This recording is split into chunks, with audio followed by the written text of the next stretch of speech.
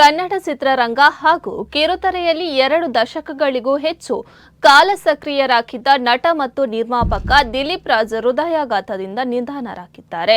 ಇದು ಬೆಳಗಿನ ಜಾವ ಮನೆಯಲ್ಲಿ ಅವರಿಗೆ ಹೃದಯಾಘಾತ ಸಂಭವಿಸಿದ್ದು, ತಕ್ಷಣ ಕುಟುಂಬಸ್ಥರು ಆಸ್ಪತ್ರೆಗೆ ಕರೆದೊಯ್ದರೂ ವೈದ್ಯರು ಅವರು ಈಗಾಗಲೇ ಮೃತಪಟ್ಟಿದ್ದಾರೆ ಎಂದು ಘೋಷಿಸಿದ್ದಾರೆ. ದಿಲೀಪ್ ರಾಜ್ ಅವರು ಕನ್ನಡ ಸಿನಿಮಾ ರಂಗ ಹಾಗೂ ಕಿರುತೆರೆಯಲ್ಲಿ ವಿಭಿನ್ನ ಪಾತ್ರಗಳ ಮೂಲಕ ತಮ್ಮದೇ ಆದ ಛಾಪು ಮೂಡಿಸಿದರು. ಧಾರಾವಾಹಿಗಳ ಮೂಲಕ ಅಪಾರ ಜನಪ್ರಿಯತೆ ಪಡೆದ ಅವರು ಜನಪ್ರಿಯ ಧಾರಾವಾಹಿ ಹಿಟ್ಲರ್ ಕಲ್ಯಾಣ ಸೇರಿದಂತೆ ಹಲವು ಧಾರಾವಾಹಿಗಳಲ್ಲಿ ಅಭಿನಯಿಸಿ ಮನೆ ಮಾತಾಗಿದ್ರು. ಚಿತ್ರರಂಗದಲ್ಲಿಯೂ ಅವರು ತಮ್ಮದೇ ಆದ ಸ್ಥಾನವನ್ನು ನಿರ್ಮಿಸಿಕೊಂಡಿದ್ರು.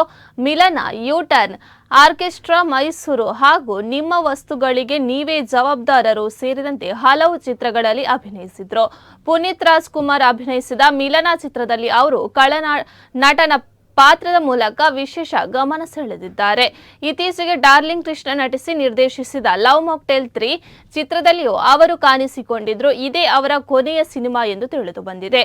ಕಿರುತೆರೆಯಲ್ಲಿಯೂ ದಿಲೀಪ್ ರಾಜ್ ಅವರು ಮಹತ್ವದ ಪಾತ್ರ ವಹಿಸಿದ್ರು. ಪಾರು ಹಾಗೂ ನಾನಿನ್ನ ಬಿಡಲಾರೆ ಧಾರಾವಾಹಿಗಳ ನಿರ್ಮಾಣದಲ್ಲಿಯೂ ಅವರು ತೊಡಗಿಸಿಕೊಂಡಿದ್ರು. ಸಿನಿಮಾ ಹಾಗೂ ಧಾರಾವಾಹಿ ಕ್ಷೇತ್ರ ಎರಡರಲ್ಲೂ ಸುಮಾರು 20 ವರ್ಷಕ್ಕೂ ಹೆಚ್ಚು ಕಾಲ ಸೇವೆ ಸಲ್ಲಿಸಿದ ಅವರು ಕನ್ನಡ ಮನೋರಂಜನಾ ಕ್ಷೇತ್ರದಲ್ಲಿ ತಮ್ಮದೇ ಆದ ಗುರುತು ಮೂಡಿಸಿದ್ರು.